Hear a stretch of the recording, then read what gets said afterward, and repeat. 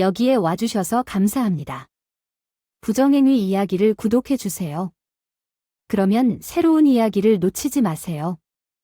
친구 여러분, 무식한 여자가 남편의 신뢰를 되찾으려고 노력했지만 남편은 멍청하지 않았고 그러한 결과를 받아들일 준비가 되어 있었던 이야기를 들어보시길 바랍니다.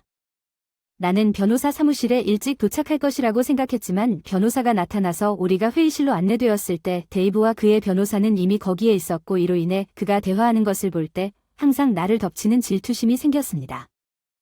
아름다운 여자와 함께 있는 에드는 마음속으로는 항상 그보다 조금 열등하다고 느꼈다고 생각합니다. 그는 48세의 어떤 여성에게도 눈에 띄는 사람이었습니다.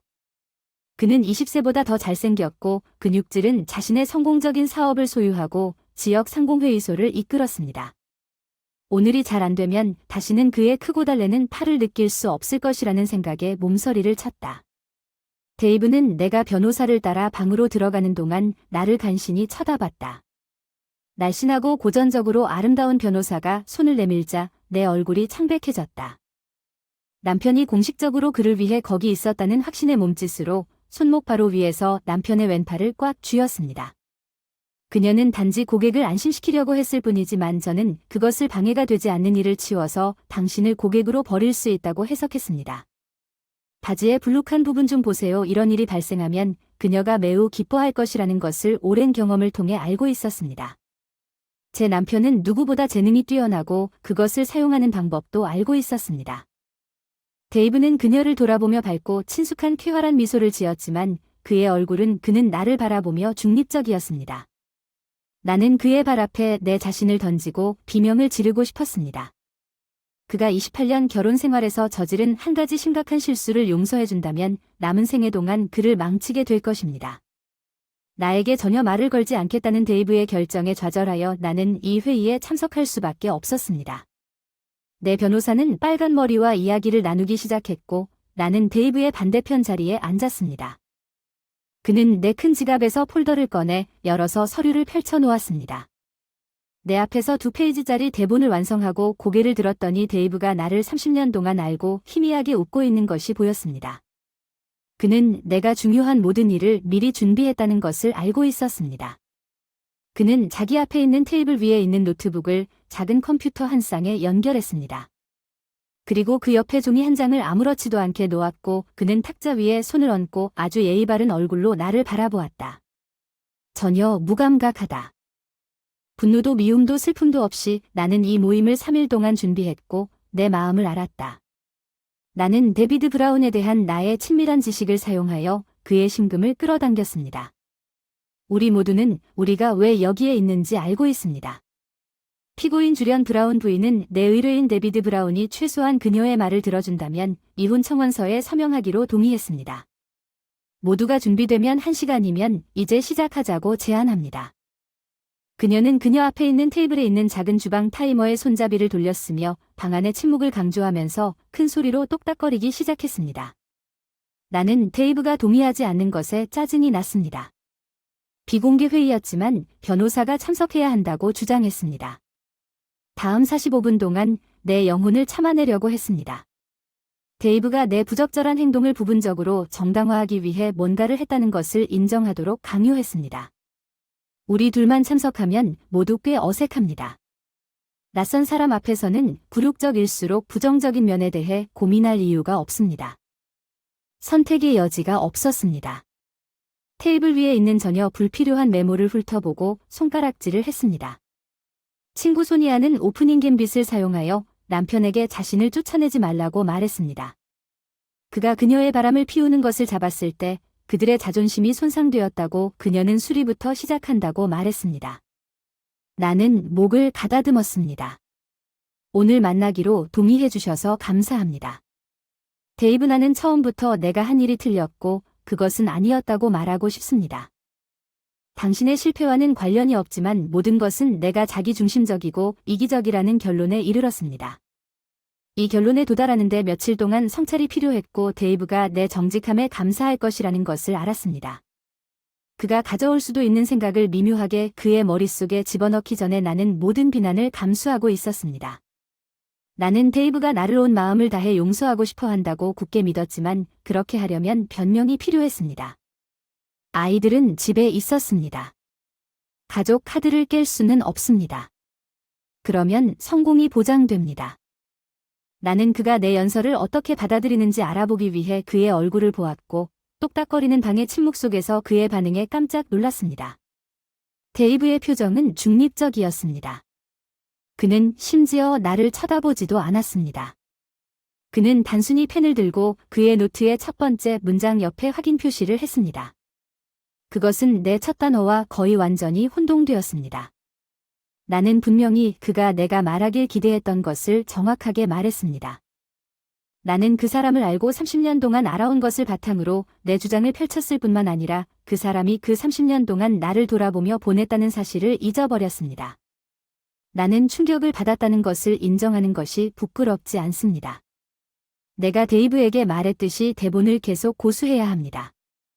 이것은 모두 나 때문입니다.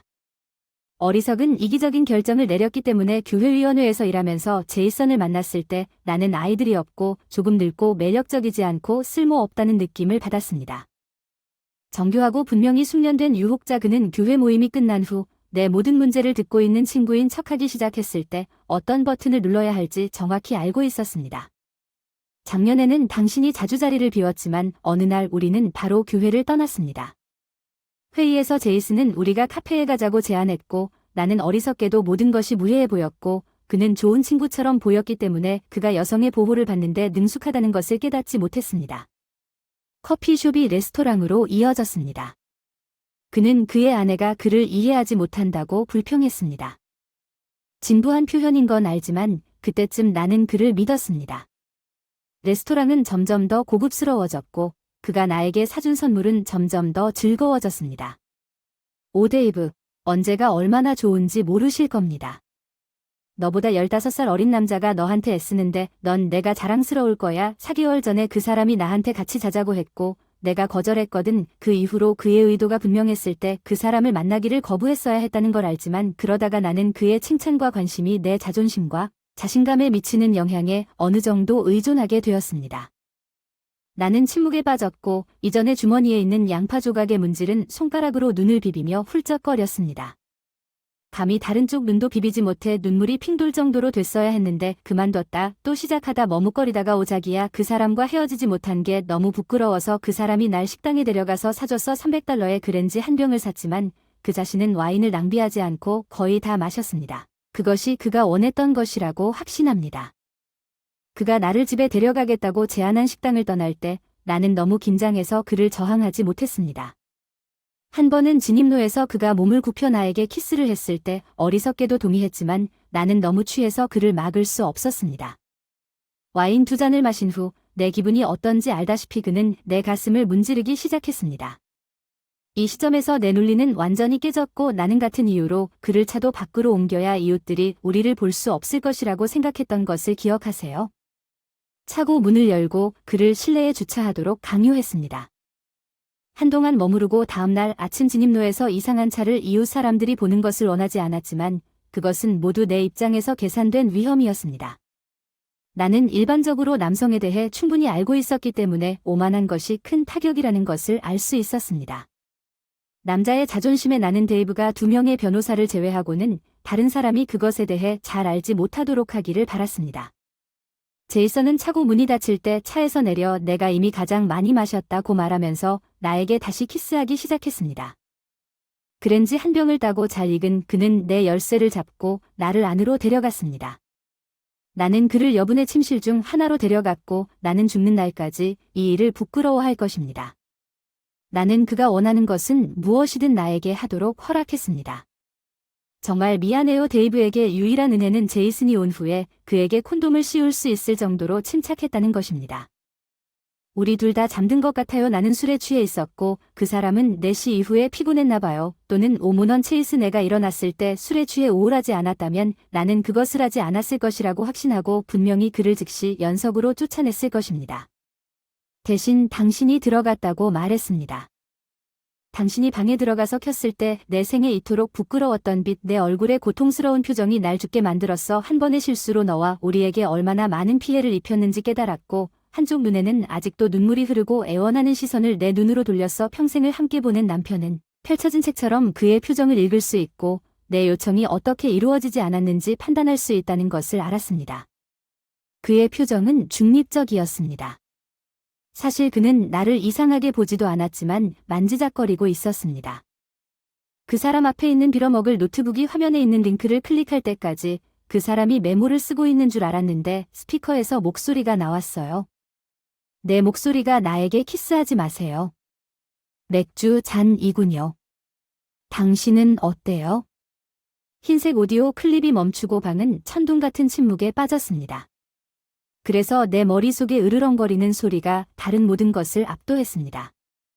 그날 밤 데이브가 제이슨을 들어올리기 전에 제이슨과 함께 나에게 걸어왔을 때 나는 당황스럽고 굴욕감을 느꼈습니다. 만약 그가 뭔가를 녹음할 수 있다는 것을 미리 몰랐다면 왜 거기에 녹음기가 필요하겠습니까?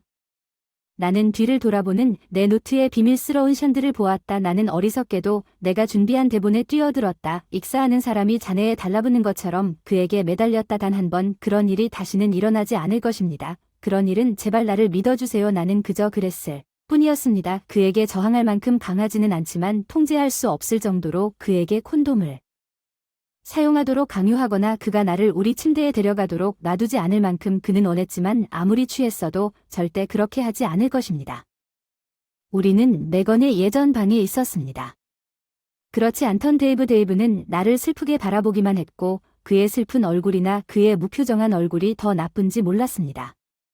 그는 고개를 저으며 컴퓨터를 바라보았습니다. 아이콘과 나는 움츠러들었습니다.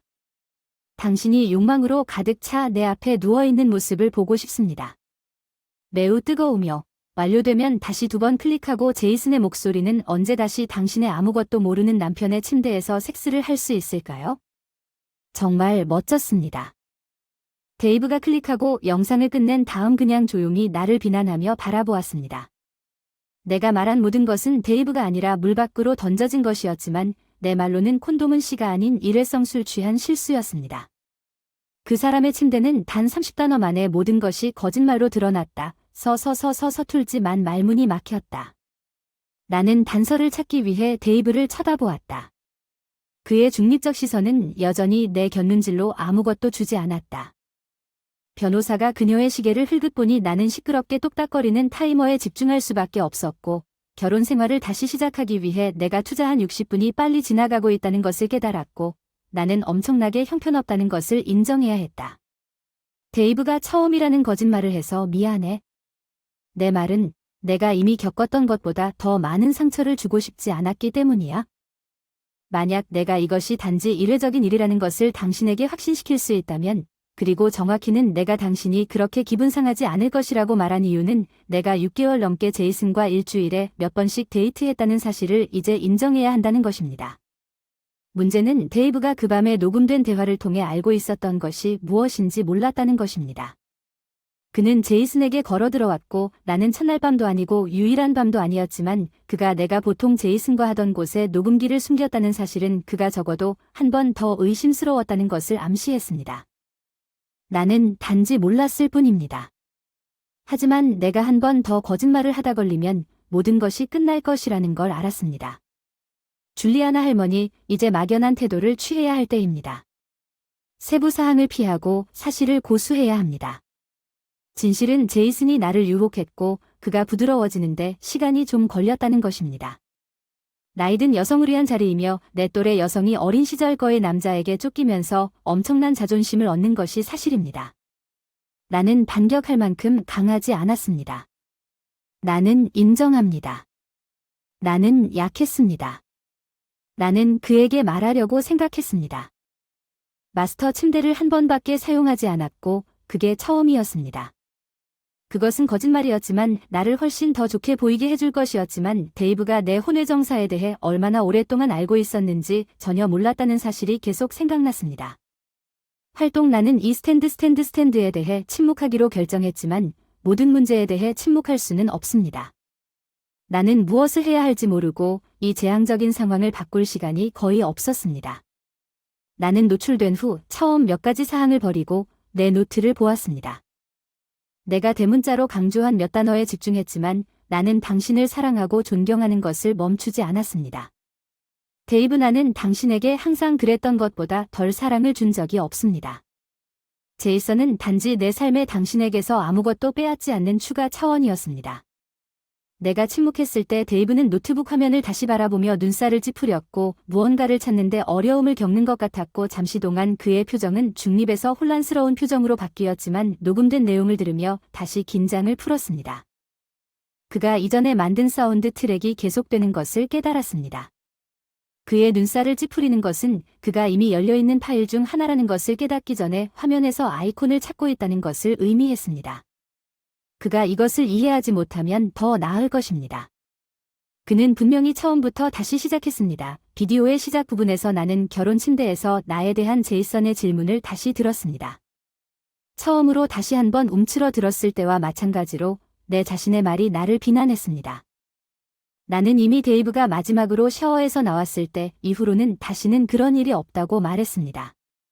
밤에 큰 흰방울 위에 서서 데이브가 내가 재채기를 어떻게 했는지에 대한 내 이야기를 삼켰는데 감사합니다. 나는 다음에 어떤 말이 나올지 알고 좌석에 더 깊이 가라앉았습니다. 나는 그 말을 할 때 우쭐해졌지만 더 이상 그렇지 않았습니다. 하지만 내가 그 사람의 다리를 닦아주겠다고 제안한 다음 무릎을 꿇고 그 사람의 주의를 산만하게 했다는 사실은 인정해야 합니다. 당신의 남편은 때때로 무지한 바보처럼 행동합니다. 그렇다면 옷장에 숨어 있으면 어떨까요? 하지만 우리가 여기서 처음 사건을 시작했을 때 그는 내 것입니다. 그가 나를 너무 신뢰해서 지금은 가장 명백한 증거조차 보지 못한 것이 다행이라고 생각했지만 나는 그가 단지 무지한 바보라는 데 동의합니다. 때때로 나는 몇 가지를 궁금해하고 그가 방에 있는 동안 바로 여기서 섹스를 할 수 있었고 그가 내 목소리와 말 자체에서 조롱을 발견했는지 확인하면 내가 여기에서 이러한 말로 죽은 말을 때리고 있다는 것을 깨달았습니다. 나는 남편은 고사하고 다시 한번 남편을 사랑하고 존경한다는 것을 나 자신조차 확신할 수 없었습니다. 이 만남 전에는 꾸준한 혼란의 꼴이 회전에 빠졌습니다.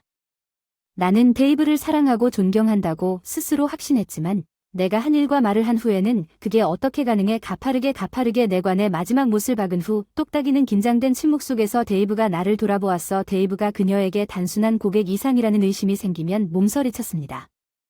그들은 그 표정에 담긴 감정에 깜짝 놀랐습니다. 나는 그녀에게서 눈을 떼고 이제 내 변호사를 바라보았습니다. 그녀도 그녀에 대한 격려를 숨길 만큼 빠르지 않았습니다. 나는 게 공원에 들어선 사람이고 그들 중 한 명은 내 편이어야 한다고 생각하는 사람들에 둘러싸여 내 미래를 위해 싸우고 있는 방에 있습니다. 내 자신감은 한낮의 태양처럼 증발했습니다. 내 자존감은 그렇지 않았습니다. 어쩌면 그게 내가 내 노트를 다시 보고 공격적으로 나가기로 결정한 이유일지도 모릅니다.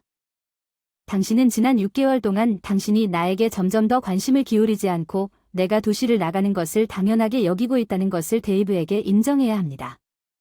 사업이 점점 더 나에게서 멀어지고 있다고 말하고 동시에 아이들이 집을 떠났을 때 나는 상실감을 느꼈고 내가 필요할 때 당신은 거기에 없었습니다. 당신은 내가 그렇지 않다고 말하지 않았습니다. 내가 늙고 매력 없어졌기 때문에 내가 가장 필요할 때 나를 위로해주는 당신은 거기에 없었습니다. 나는 잠시 멈췄고 데이브의 눈은 그의 망할 화면으로 돌아갔습니다. 그의 손가락은 다시 춤을 추었고 나는 움츠러들었고 제이슨이 말할 때 그가 선택한 파일이 열렸습니다. 두 번째 라운드가 끝난 후 데이브가 우리를 깨뜨리기 직전 그 끔찍한 밤 미안 DL을 하지만 우리는 거의 2주 동안 함께 있지 않았어. 알잖아 난 그게 좋아. 러프하니 심각하게 2주는 너무 길잖아. 우리 좀 더 자주 볼 수 없을까? 오 징징거리지 마세요. 나도 2주가 지났고 특히 당신이 데이브의 식단을 줄이라고 요청한 이후로 나에게도 필요한 것이 있습니다. 데이브는 지난주에 3일 여행을 계획했고 우리는 어딘가로 몰래 나갈 수도 있었는데 마지막에 여행이 취소되었습니다. 그가 참석해야 하는 긴급회의 때문에 오늘 밤만 저를 데려왔을 뿐입니다. 또한 그가 더 자주 마을을 떠나기를 바랍니다. 내 말을 믿으십시오. 더 많은 말과 짜증을 원합니다. 제이슨은 내가 다시 한번 당신에게 주는 것을 얻을 것입니다. 클립은 다음과 같습니다. 부끄러워서 중단하고 나는 3번의 비판적인 시선을 피하기 위해 테이블로 눈을 낮추고 마지막 대화 중에 내 상태를 기억했습니다. 진실은 제이슨만큼 점고 활력이 넘치는 연인이 있다는 참신함이 제이슨과 내 행동을 지치기 시작했다는 것입니다. 남편을 배신한 것이 데이브에 대한 존경심을 잃게 만들었고 무엇보다 존경심 상실이 내 양심을 찌르기 시작했습니다. 제가 이 회의를 준비하는 동안에도 남편과 감정적으로 거리를 두었던 이유라고 생각합니다. 나에게서 멀어진 것에 대해 그를 비난 나는 그를 계속 배신하도록 허용하는 것이 거짓말이라는 것을 깨달았습니다. 나는 감정적으로 이혼했습니다. 데이브가 침대에서 그를 자르는 것은 쉬운 결정이었습니다. 단순히 데이브의 사랑 만들기가 제이슨의 조바심과 너무 다르기 때문에 불가능했습니다. 두 가지를 혼란스럽게 하기 위해 내가 하고 있는 일이 매우 잘못되었다는 사실을 강화하여 남편의 접근을 거부하기 시작했습니다. 남편은 잠시 누르고 있다가 멈췄습니다.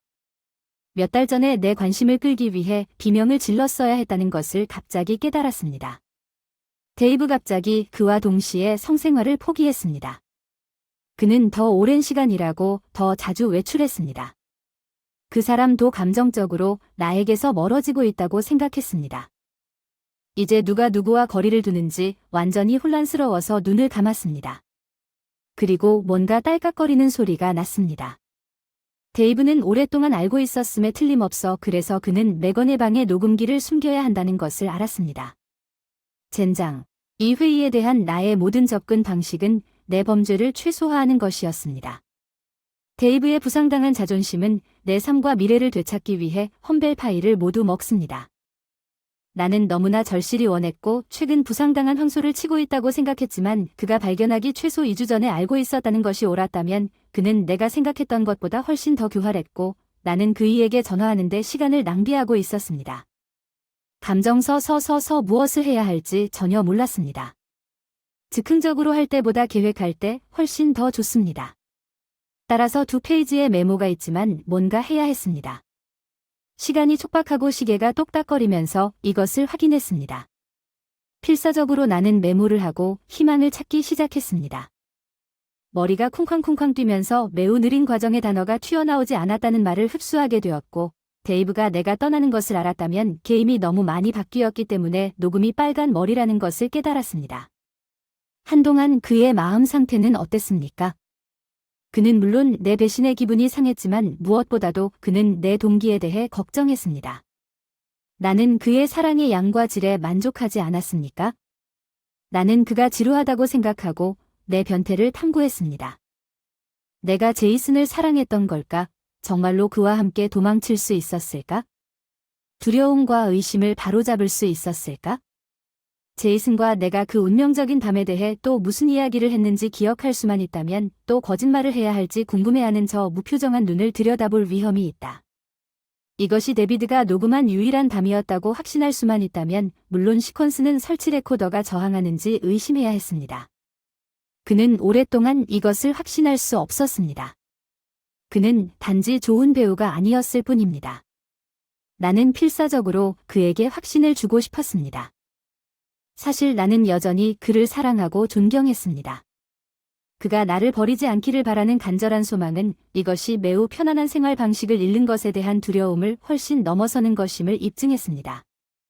그러나 내가 그를 존경한다고 부르는 것을 우리 모두가 듣고 난 후에 어떻게 그를 설득할 수 있습니까? 내 애인 앞에서 그를 내 양심의 수액으로 폄하하고 제이슨과 나 사이에 공통의 유대감을 형성하는 것을 정당화하려는 게 무슨 의미가 있겠는가?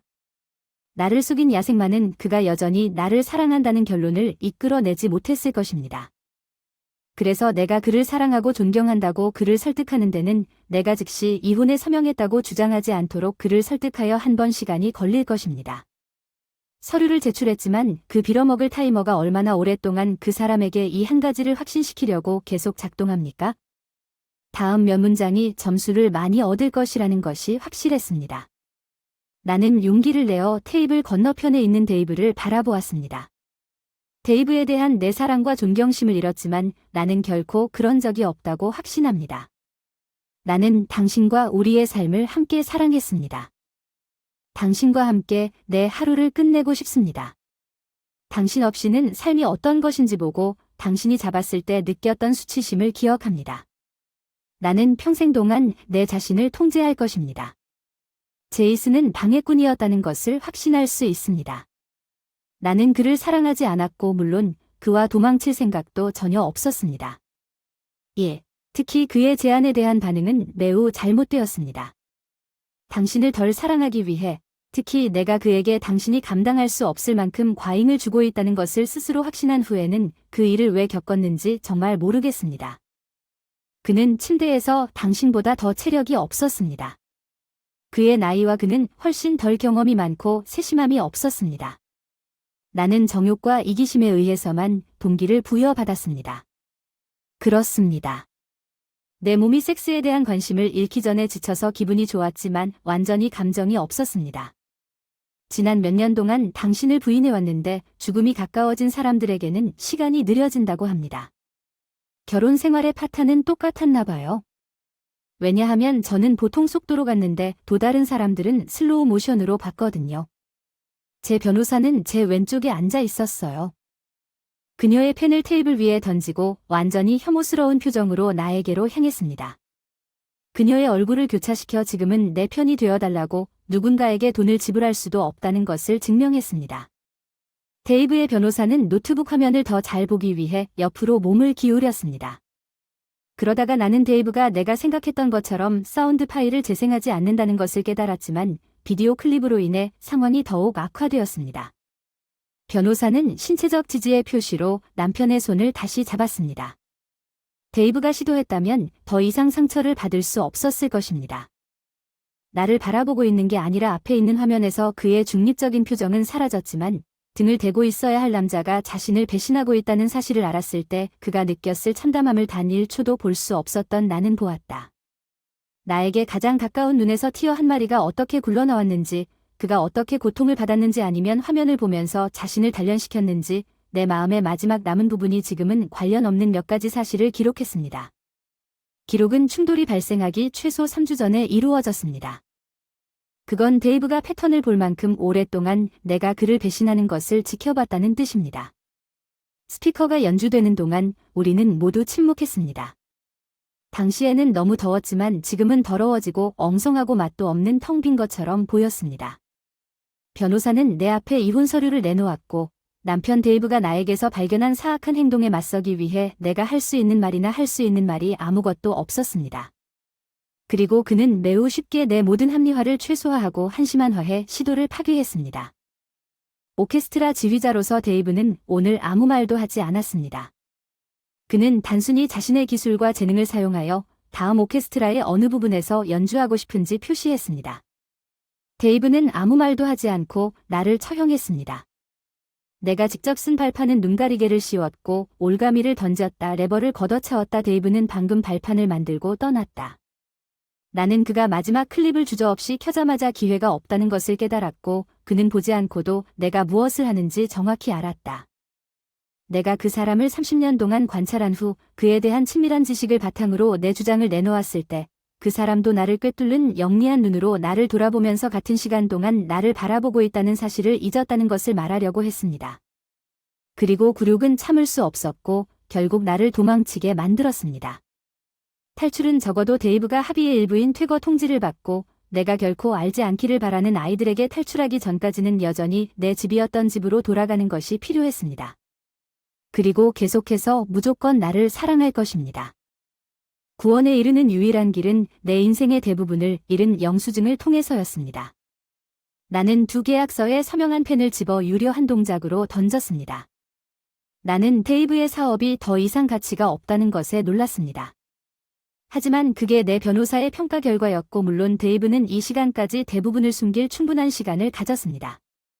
감사하게도 마지막 녹음이 끝났고 똑딱거리는 침묵이 돌아왔습니다. 내 변호사는 서명된 서류를 가져다가 나에게 이 사본 한 장을 건네주었습니다. 그리고 나머지는 서류 가방에 넣었습니다. 그녀는 일어나서 방을 나갔습니다. 나는 거기 앉아 있었습니다. 겨울왕국은 달리고 싶었지만 긍정적인 메시지를 가지고 떠나고 싶었습니다. 마법사와 엠버는 적어도 언젠가는 다시 불을 붙일 수 있다는 희망이 있다는 것을 나에게 확신시켜 줄 것입니다. 데이브는 내가 여전히 그의 안녕에 관심이 있다는 것을 알고 있습니다. 갑자기 알람 시계의 날카로운 소리가 나를 행동하게 만들었습니다. 나는 일어나서 긍정적인 문구를 말했습니다. 이제 제켈은 양손으로 데이브의 손을 잡고 있었습니다. 결국 인생을 낭비하지 마십시오. 제이슨에게 복수한 후 감옥에 갇힌 후 나는 이 데이브의 반응을 결코 용서하지 않을 것입니다. 이번에는 또 다른 피비린내 나는 비디오였습니다. 다행스럽게도 그것은 내 목소리가 아니라 거의 트릴에 가까운 목소리의 다른 여자의 목소리였습니다. 이 작은 괴물이 그에게 무엇을 했는지 내 형제들이 그에게 먼저 다가가면 더 이상 섹스를 할 수 없을 거예요. 제이슨 부인 구타 후 제이슨의 침묵은 제이슨의 두려움 때문이라고 생각했어요. 이제 제이슨은 이혼했고 페니스를 적절한 결말로 남겨둔 것 같아요. 사기꾼이 나와 함께 잤다는 이유로 죽는 것은 이미 과중한 내 양심에 또 하나의 부담이었다. 떠나기 위해 일어섰을 때 데이브의 얼굴을 똑바로 볼 수가 없었다. 그가 그 빌어먹을 무표정한 얼굴을 하고 있었는지 웃고 있었는지 울고 있었는지 그 모든 것이 나에게 상처를 주었다.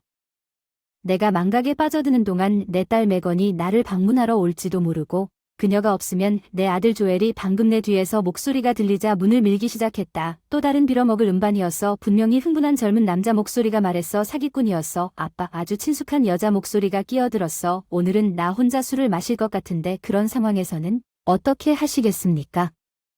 그리고 용서해주세요. 댓글로 적어주세요. 우리와 함께 있어줘서 고마워요. 또 봐요.